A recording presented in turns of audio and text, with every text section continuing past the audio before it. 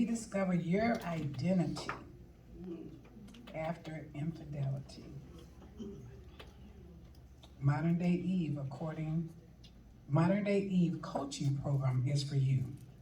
Stacey is the relationship coach that you need. I introduce to you Stacey Chenevert.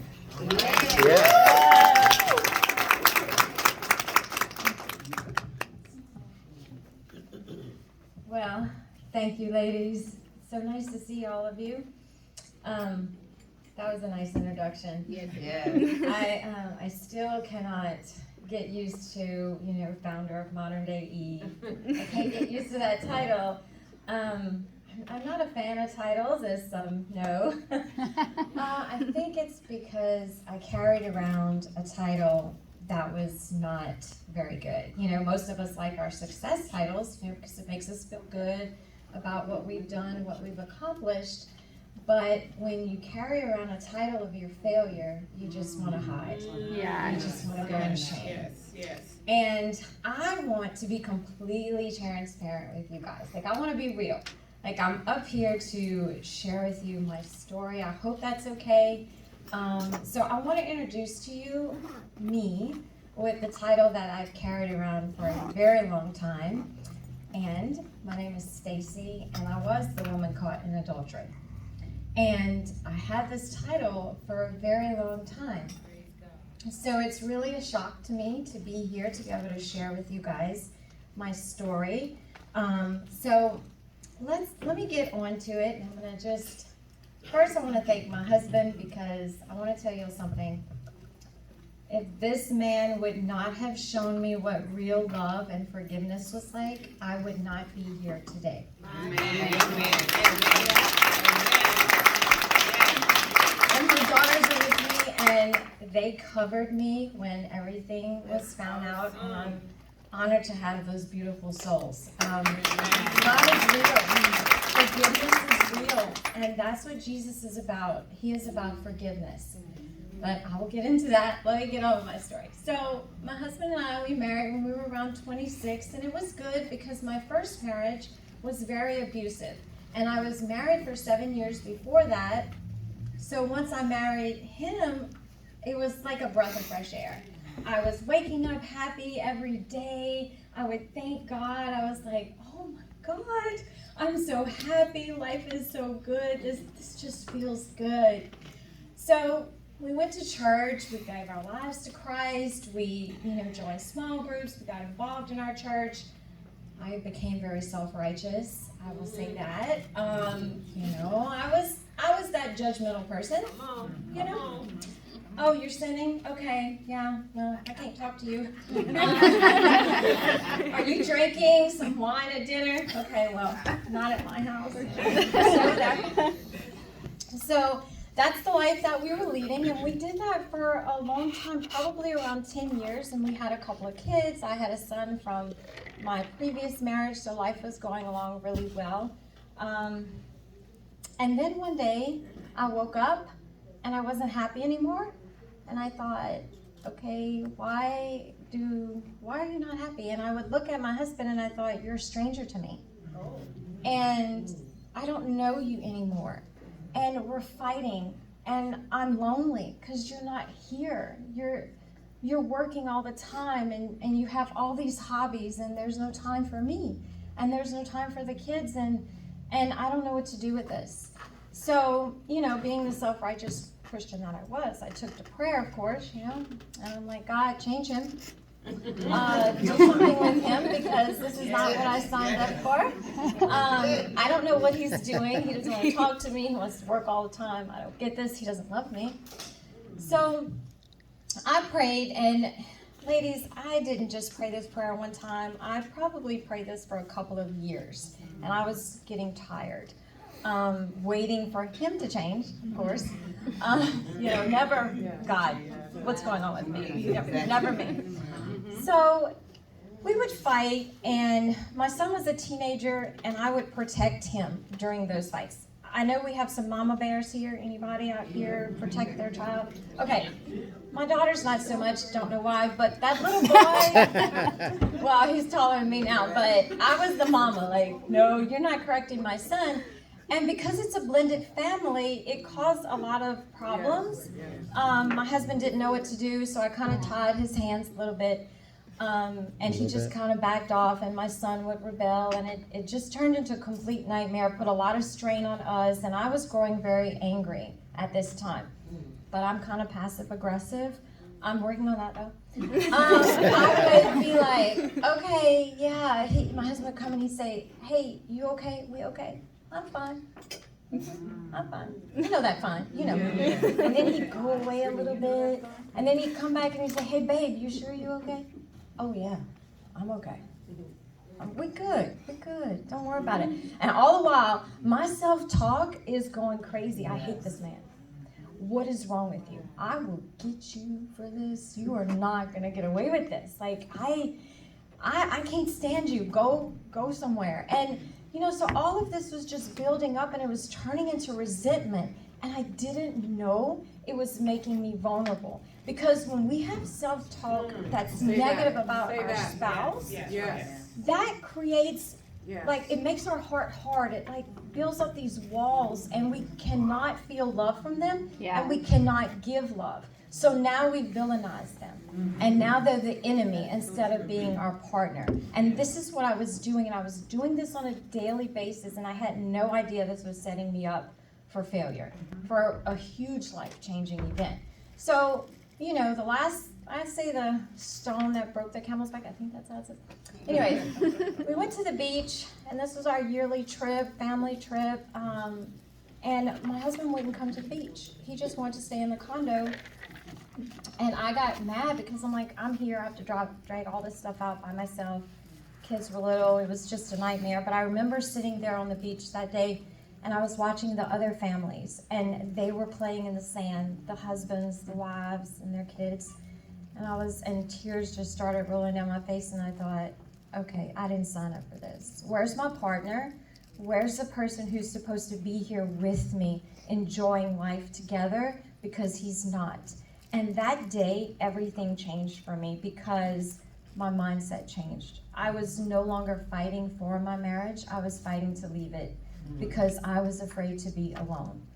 So, you know, you might, I'm sure you kind of figure out that I had an affair, but I didn't start out to have an affair.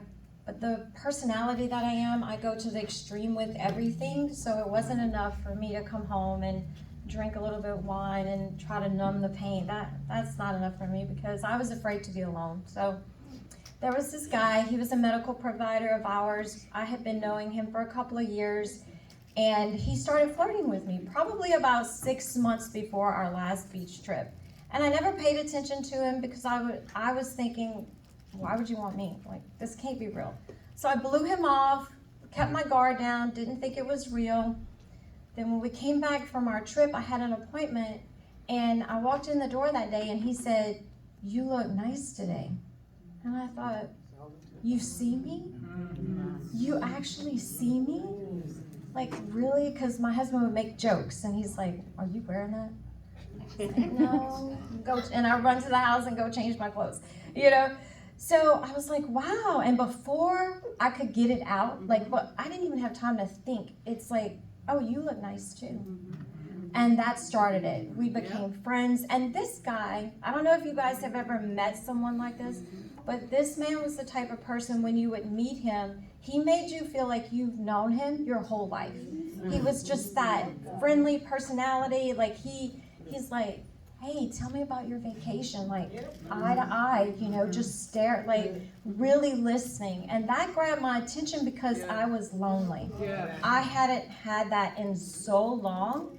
And I'm a Christian. I'm like, God, don't touch this. You know, I'm like, no, I don't want to be alone. So I want to tell you guys, if anybody in here has been affected by an affair, has been betrayed by an affair, or knows someone, I just want to interject, it's not your fault. you was not the cause of maybe your spouse or the situation. You were not the cause of that person having an affair. You are enough, because the problem is with us. We are the problem. And it's not that, I don't want to say we are, but we have a problem. We have childhood wounds. And pain will speak until it's healed. Yes. Come on. Yes. So because of those childhood wounds, we adopt an attachment style, and that's how we form relationships. And at the root of those styles are abandonment issues. Mine was abandonment issues. My father was out of the picture after I was 5, and I was abused, and then he died. So there was no way to make any kind of reconciliation with him. So because of that abandonment issue, everything he did told me he was going to leave me. And I read everything that he doesn't love me anymore. So because of the fear, that made me say, okay, Jesus, I don't trust you. I have to go find somebody to stay with me because I'm afraid to be alone. And the reason I'm afraid to be alone is because I don't like myself. And I was like, why you don't like yourself? Because you don't know who you are. No one ever told you who you are. You just, this validation from this person. Do you like me, Lakeisha? Yeah. Thank you. Nicole, are you mad at me? No. No. Somebody might not like me, then I don't like me. My opinion changed of myself as soon as their opinion changed. But if someone validated me, then I felt okay. Yes. Come on now. And I would always look for that in people. And you cannot find that in people. Because they will change. People will change on you like this. And it's not to condemn them if they change on you, because they're people too, right? They go through stuff. They have their own wounds, their own abandonment, issues, that kind of thing. But when we put our hope in them, then we're going to change. Then you tell me, Nicole, who I am. Lakeisha, if you don't like me, okay, well, what did I do? I'm sorry, I don't like me now. Then I need to go hide, So one day, I was looking in the mirror, and I was like, I don't recognize me. I didn't know who I was, but I still didn't recognize the person I was up to that point. And that's the thing with adultery, is it will, every text message, every phone call will eat away at you, at your self-worth. It will tear you down piece by piece. And I'm like, God, I don't know who I am. I don't want to be in this anymore. I can't do this. This has gone on for a year. This is so painful. It's getting terrible. So I'm like, I don't know what to do. So that day I was in the bathroom and I was crying. Why do we cry in the bathroom? Like, am I the only one? Like, seriously. Yeah, am I the only one? A mirror. Yeah, like I'm gonna watch myself cry. Yeah, it was crazy. So I was in the bathroom and I was crying, and I heard God's voice, that small, gentle voice. If you ask me to get you out of this, I will. So I'm like, okay, get me out, because I have tried, and that's the thing with adultery also. It's a trap, and it's very hard to get out. I have tried several times prior to that prayer, and I could not get out. It's so, the emotions, the trap is in your emotions.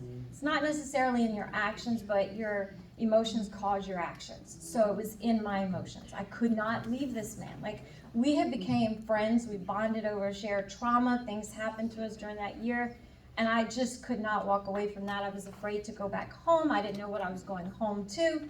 But anyways, I trusted God. He said, come home, all will be well. I'm like, God, get me out. A week later, we were on the phone, and suddenly my eyes were open. And you might think that someone would think about this when you're in an affair, but I saw the pain his wife and his kids was going through. I saw the pain my husband and my kids would go through. And then I saw he had fallen in love with me. And I'm not going to say I thought the affair was a game, because I really didn't, but I didn't know it was going to go that far. When he spoke some words to me and it hit me, like my eyes were really open. I believe God did that. I said, this man loves me and I'm going to have to make a choice, and I'm not ready to make that choice, and I'm going to hurt him. and I'm going to hurt all these people. And I don't want to hurt all these people. I'm not that person. I'm quiet. I'm shy. If you need help, I'll help you. You know, that's the person that I am. I ended it that day. And I didn't look back. I said, I can't do this any longer. Now, I'm not going to say recovery was easy, but it's something I had to do. So, after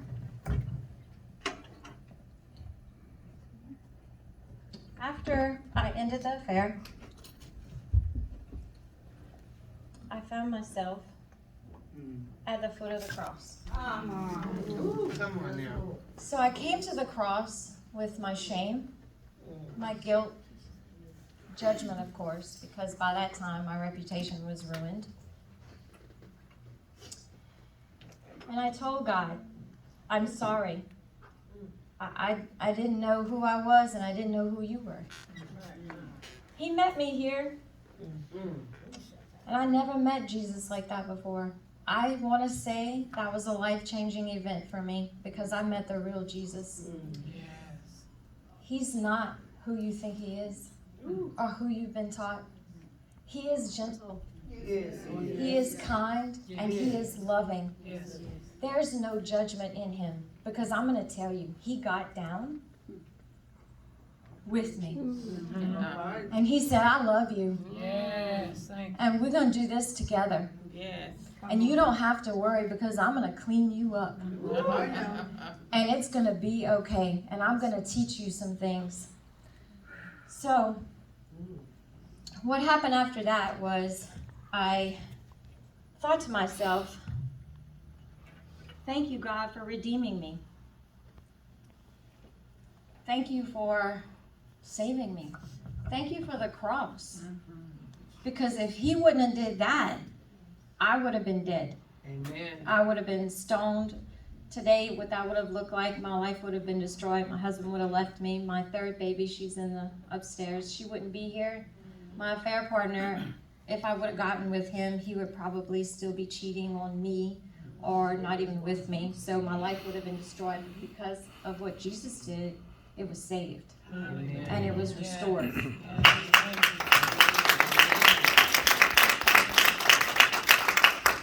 So a little while later, I say a few years later, God began talking to me about becoming a coach. And I thought, like, y'all, my church ladies, I still love them and I completely understand because I was one. I was that woman. They kicked me out. Like, you cannot fit here, you don't belong here, you cannot teach here, you cannot do anything.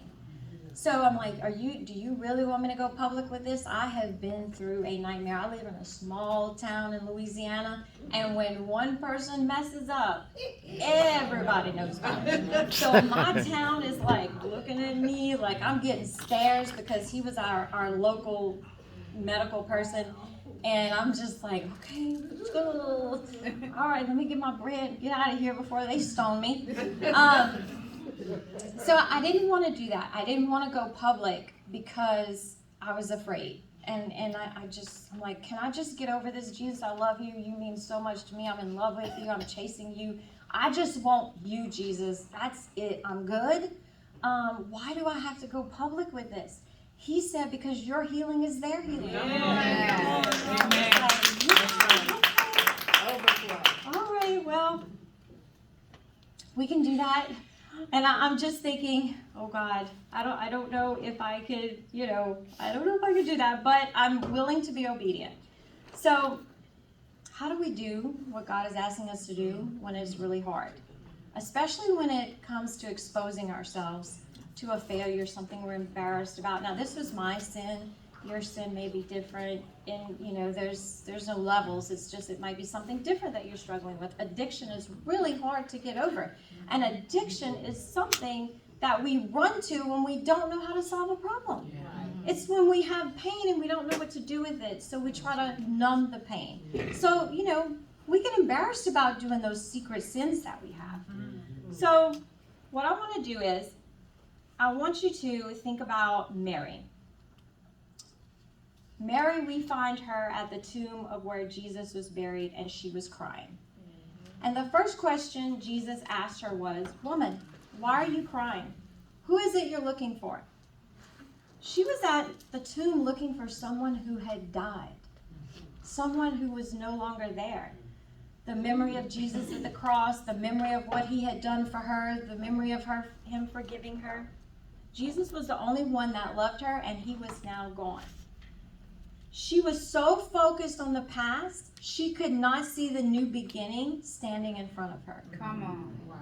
She didn't understand Jesus had redeemed her so she could be made like him, how he is now, not how he was there.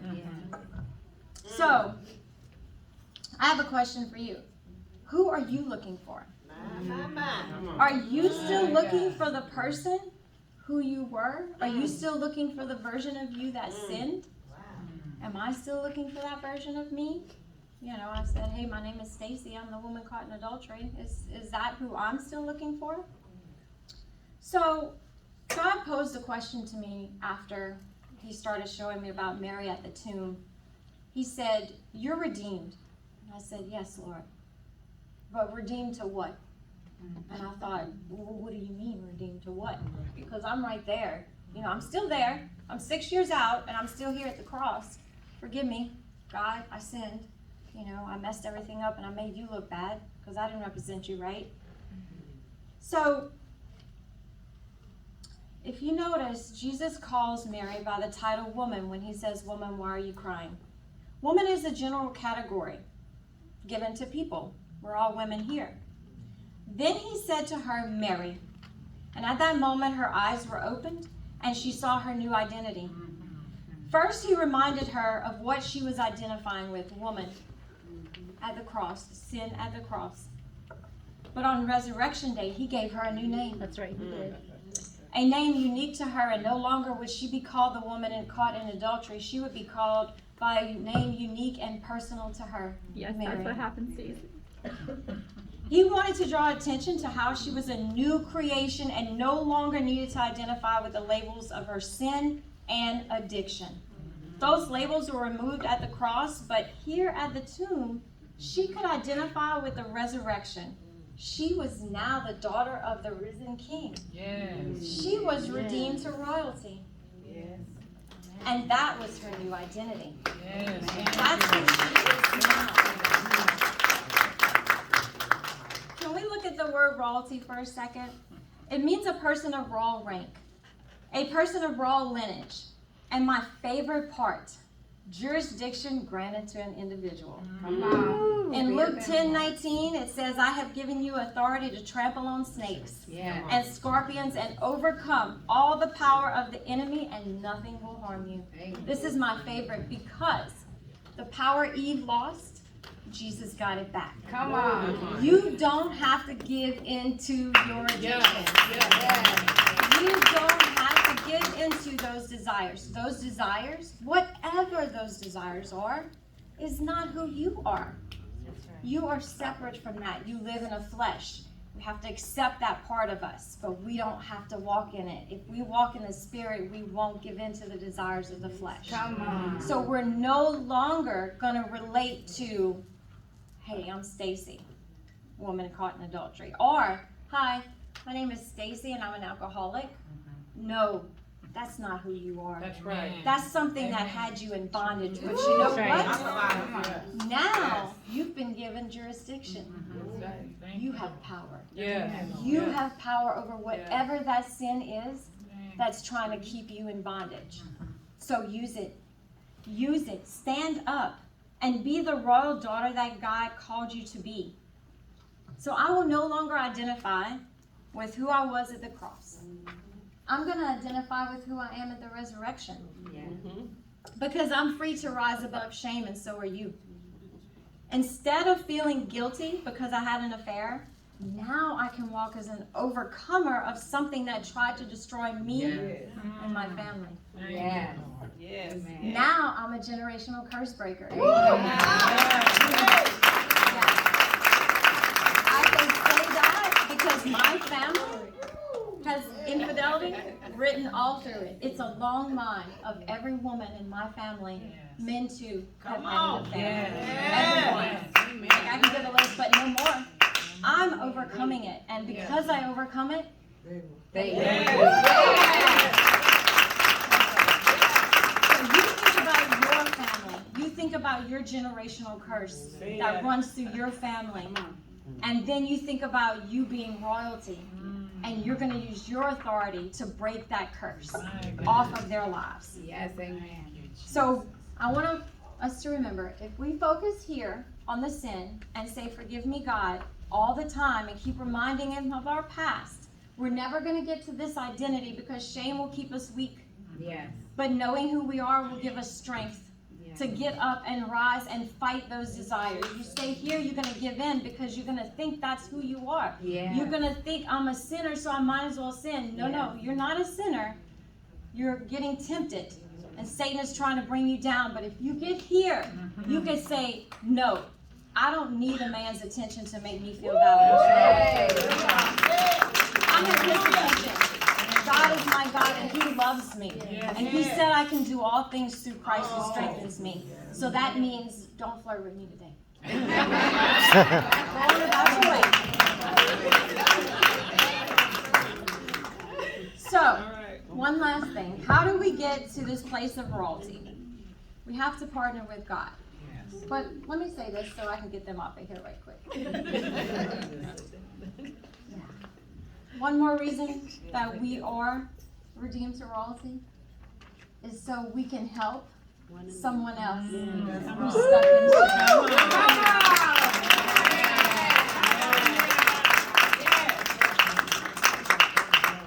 shame. Ladies, if you remember anything and you go back to your church, or if this is your church, if your sister's hurting, go lift her up. Help her out that pit and help her get cleaned up. It won't get on you. It won't get on you. Because what you have is going to get on her.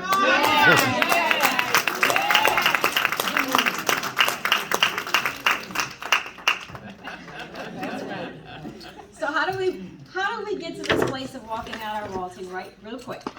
You have to partner with God to allow him to bring the life transformation that you're really looking for into your life. I want us to go back to Mary, for example, at the tomb. When she got there, the stone was rolled away. And she peeked in and she saw Jesus wasn't there. She could see clearly. I'm going to tell you, God's going to do the heavy lifting for you. He's going to do the things that you cannot do. And the way what that's going to look like is he's going to open your eyes. He's going to open your eyes to see the lies that you're believing. Because one thing about what we believe is it will structure our lives. Our beliefs are a system that we follow whether we think it or not, because our thoughts affect our emotions and they create our actions. So we will follow that. So we have to partner with God. Let him roll the stone away. Let him open your eyes to see what the problem is, and then partner with him. The way you're going to partner with him, what that's going to look like is when you discover a lie, when he shows you something you're believing, you're going to go to the Word of God and you're going to find the truth of that word. And you're going to put that thought on trial, and that Word of God is going to become your new thought system. You are going to meditate on that word, the truth about what God says about who you are, or whatever situation it is in your life that you need to change. So,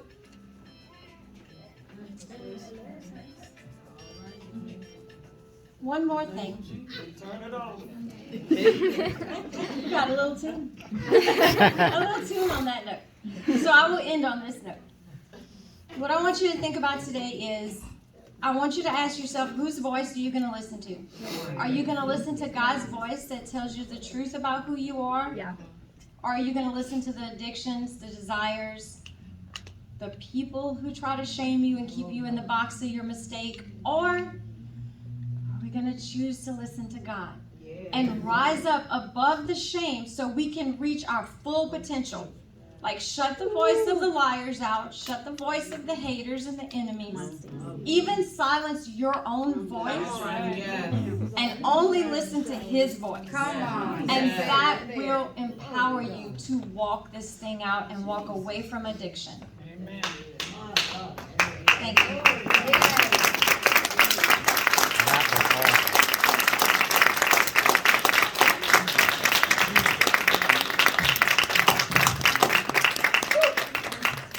Praise God. That's it. That's it. She told me last night, kind of nervous. I've never spoke before. Couldn't tell by me.